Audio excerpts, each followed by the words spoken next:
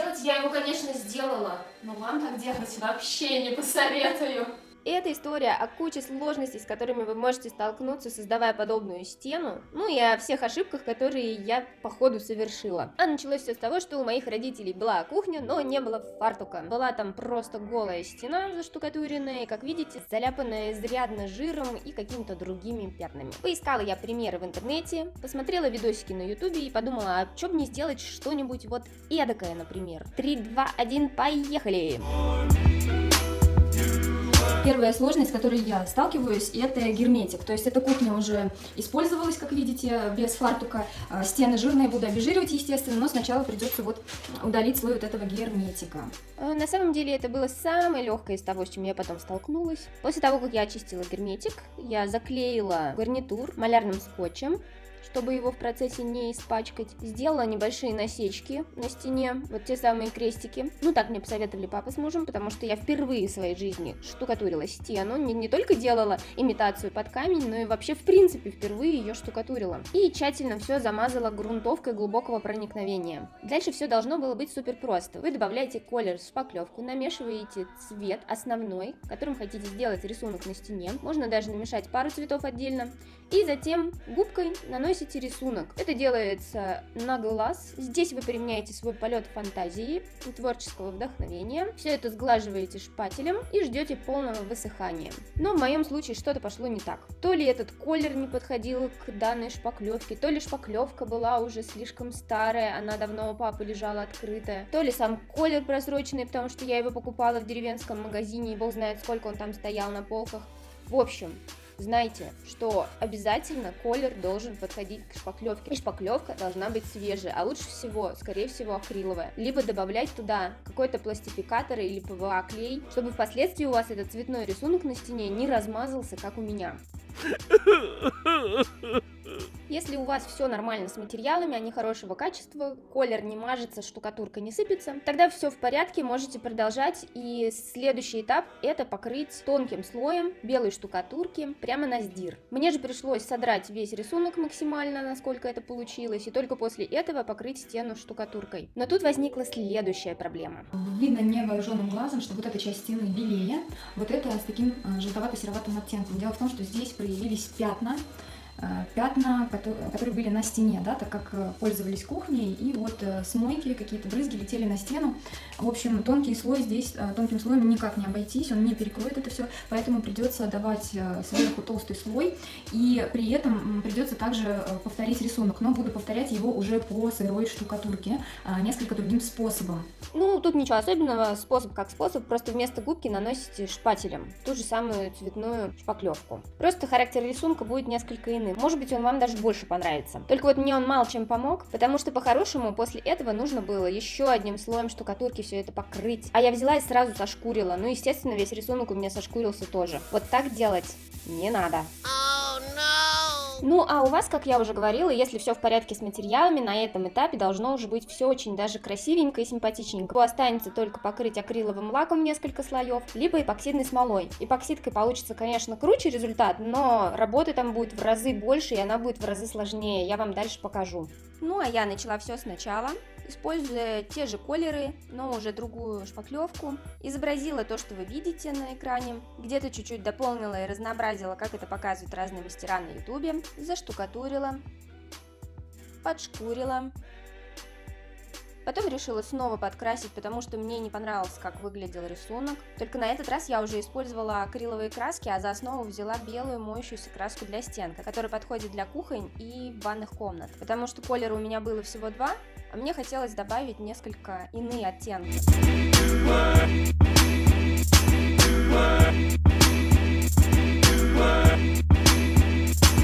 Тщательно это все загрунтовала.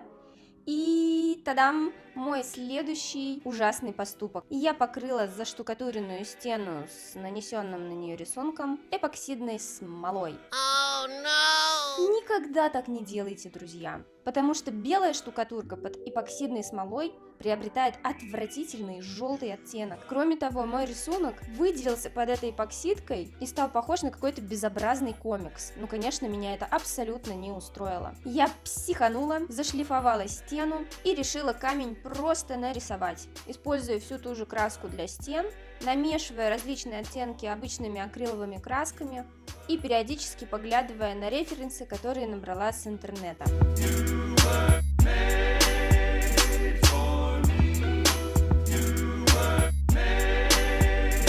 В итоге у меня получилось вот так.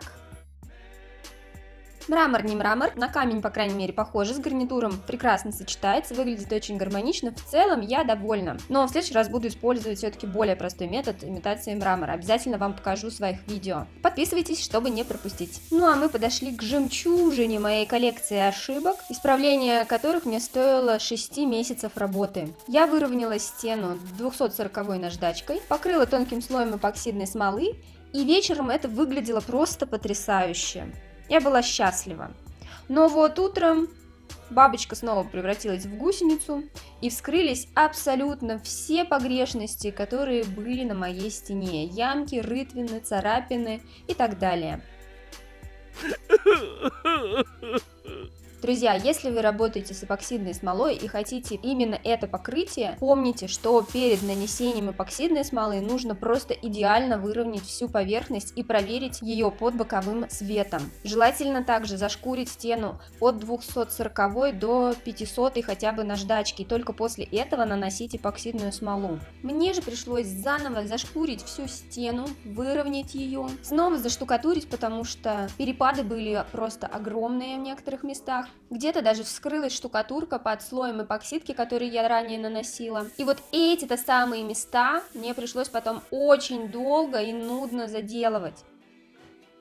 Они просто никак не поддавались выравниванию, потому что эпоксидка более плотная и прочная, а штукатурка, она мягкая, она быстро сошкуривается и снова образуются рытвины. Чем я только не пробовала заделать эти маленькие каверны. И штукатуркой с ПВА клеем, и акриловой краской, и пробовала мешать штукатурку с эпоксидкой, пока в итоге не поняла, что есть только один единственный способ – нанесение нескольких слоев эпоксидки, пока каверна полностью не сравняется с наружным слоем. А это все, как понимаете, очень долго, потому что каждый слой эпоксидной смолы сохнет целые сутки. Учитывая, что эти рытвины были по всей стене, вы можете представить, сколько времени у меня это заняло. Ну, кто долго мучится, обязательно у него что-нибудь получится. Вот и у меня в конце концов получилось. И наконец-то настал этап эпоксидного покрытия. Я, конечно, надеялась, что эпоксидка сама ляжет ровно и красиво, но как бы ни старалась, в вертикальной плоскости этого не получается. Сразу хочу сказать, что наносите не менее 3 слоев эпоксидной смолы, и каждый слой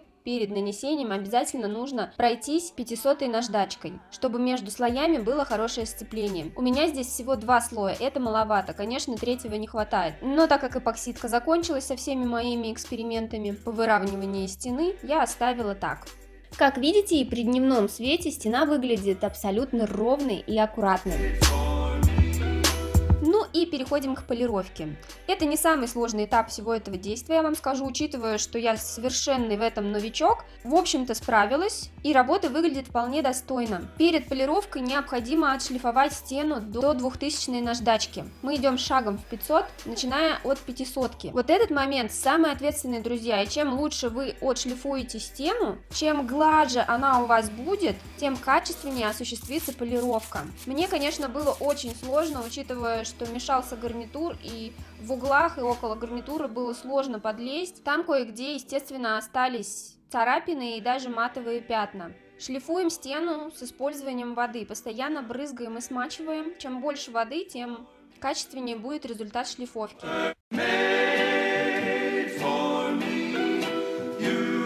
Для полировки я использовала пасту для любителей. Это паста для автомобилистов. Ей полируют фары. Она считается универсальной. Именно поэтому это паста для любителей. Я думаю, что вариантов этих паст достаточно много, и вы можете выбрать любой вам доступный. Полировать мне пришлось войлочным кругом, потому что специальный круг для полировки, который используют в автомобильных мастерских, очень быстро ушел в нокаут. Видимо, они не дружат с шлифовальной машиной.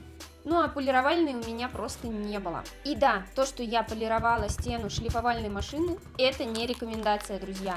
Я его слепила из того, что было. Если у кого-то из вас есть желание помочь мне с инструментами, я буду только рада. Информацию оставлю под этим видео. В общем, на всю эту стену у меня ушло 2 войлочных круга, потому что один в конце концов отвалился в какой-то момент. Вот тут хорошо видна разница между отполированным и неотполированным участком.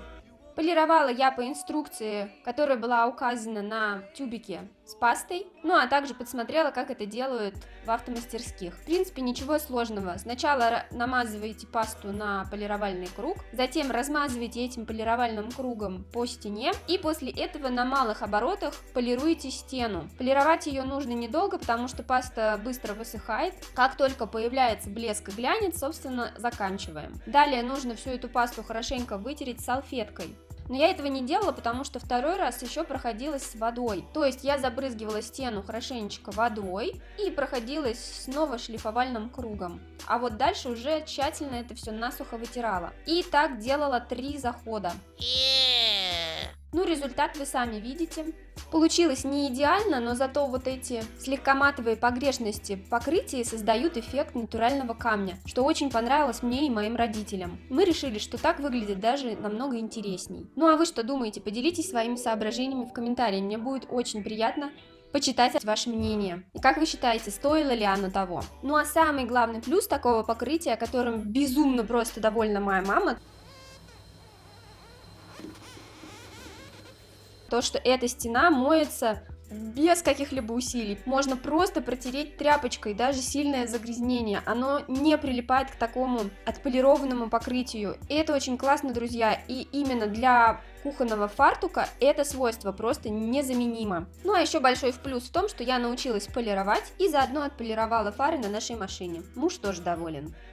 Друзья, как вам результат? Поделитесь, пожалуйста, своим мнением, мне будет очень приятно, ну и буду рада видеть вас на своем канале в своих следующих видео и безумных экспериментах. До встречи и прекрасного настроения!